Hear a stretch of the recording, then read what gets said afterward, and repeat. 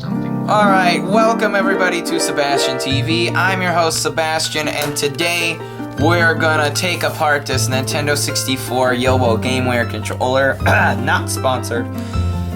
And yeah, we're gonna mod it and hopefully turn it into a Majora's Mask controller. So right now what we gotta do is we gotta take out 9 screws. Okay, I guess there's only 7 on this. Usually on regular N64 controllers there is 9.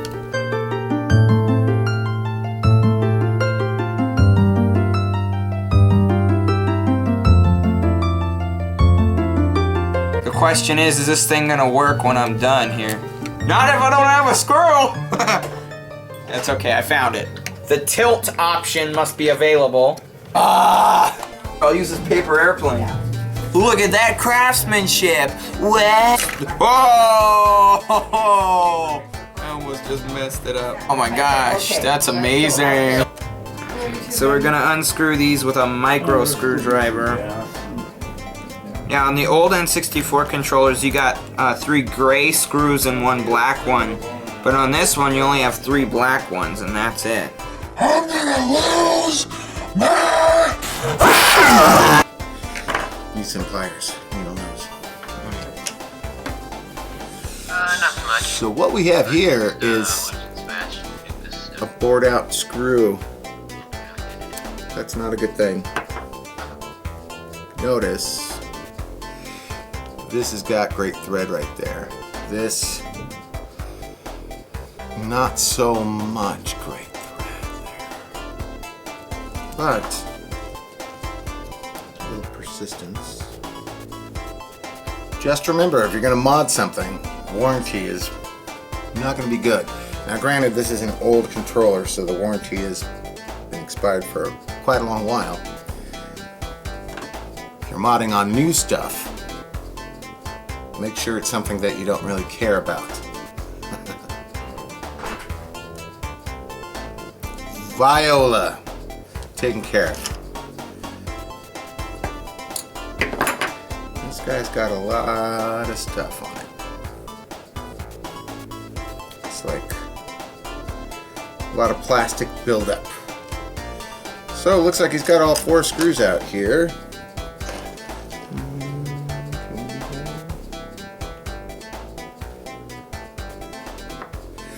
You want to be very delicate with some of these boards because they'll snap off, especially the older they are. Well, the more they tend to be brittle after a while. It's due to condensation and all these different things over the years. So you just need to be very careful with them. Solders look really good on these boards here. Okay.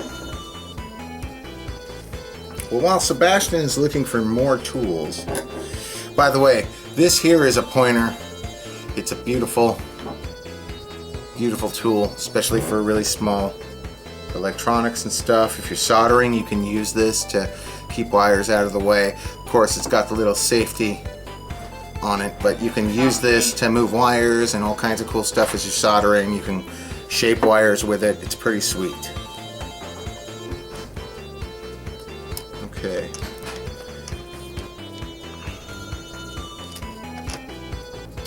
So we've got everything out here. I'm going to delicately set that there. And you have all this cool stuff.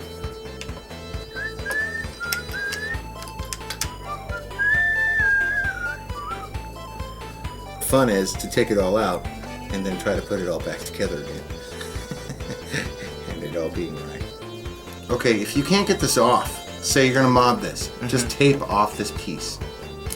Like if you're afraid you're gonna break it and snap it, you can't replace it at that point. You'd have to get a whole new controller. So what I recommend doing is just taping this portion off. Okay. You just take painter's tape. You tape all the way around this whole thing and over the top of it, and that'll protect it. All these pieces will come out, so you don't have to worry about that.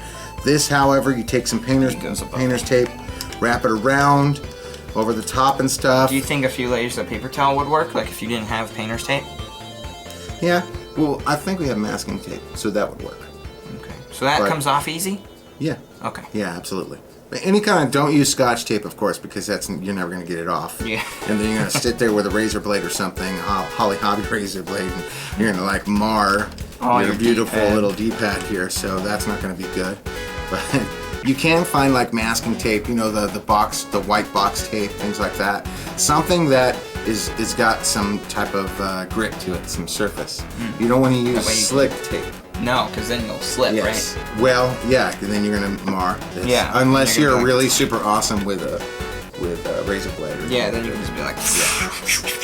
Set those up here. What I try to do when I'm taking apart my stuff is I will put everything in the order that they were in. So like say, the board, we know where that's gonna go, okay? But like these two buttons I'll put up over here, then these guys over here I'll put over here. This stuff I'm gonna set over here somewhere so I don't lose it, and it's just an easy reference. You know what I mean? Yeah. As a matter of fact, we can do this. I'm gonna do this. Viola. Now I'm gonna clean those because they're very dusty. Here. There's a little. It's a little It's hinge. a little hinge. Yeah, I was wondering So, if you're supposed to push You it up. could see that right there. There's a little hinge here, and it just kind of. Pushes up. Yeah. And then You just out. want to be careful because I don't know. For any of you who've put Christmas lights up and you use the same hangers on the roof over and over again, they'll become brittle and they'll break. So imagine a controller that's many, many years old. You've been playing the heck out of your favorite games, and then all of a sudden you start wanting to mod things. You want to be as ginger, soft touched on this stuff as possible. So straight out the gate. If you don't, well, you're either going to snap one of the components or you're going to snap one of the hangers on. In any areas that there's holes and things like that, anywhere where there's components where like these springs and stuff like that, you definitely want to take those off. So I'll see you guys outside when I start painting this. Alright, so what I'm using is some gold metallic paint. It's good on plastic and some other stuff. And some purple paint that's also good with plastic. And you definitely want paints that work on plastic, because if you do not get paints, they're not gonna stick. So yeah, let's start painting.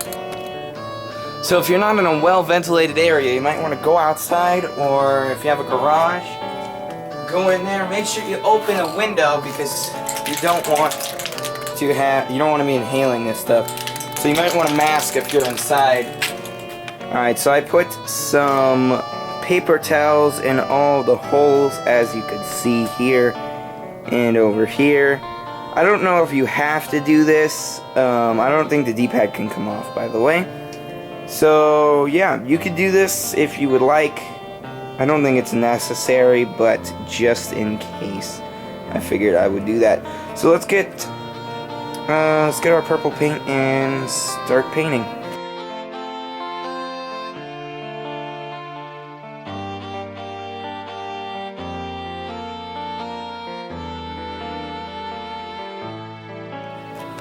Alright, so here it is, the finished product. I did a base purple paint, and then I put some gold on the top here. It was originally meant to be a Majora's Mask controller, yet I didn't have the right stencil, so it kind of messed it up. So I just kind of covered that part with gold. So let's go put this thing back together, and we'll see what it looks like finished. Alright, well, here's the finished product. I was trying to make a Majora's Mask one, but it didn't work out so well. But hey, it's gold and it's purple and it looks pretty nice, right? I think so. So yeah, this definitely took a long time. Once you're done painting it, by the way, make sure you leave it dry for like 24 hours. Try not to leave it outside, because if you do, then you're gonna have to expose it to dust, bugs, dinosaurs. Yeah, it's probably best to like leave it inside. Just kind of set it down on like a paper towel. Flip it over every once in a while, because when you're playing, you don't want it to be letting all over your hands and stuff. So yeah. Anyways, it took a long time to make. So thank you for watching. If you want to see a random playlist, go ahead and click right on this controller.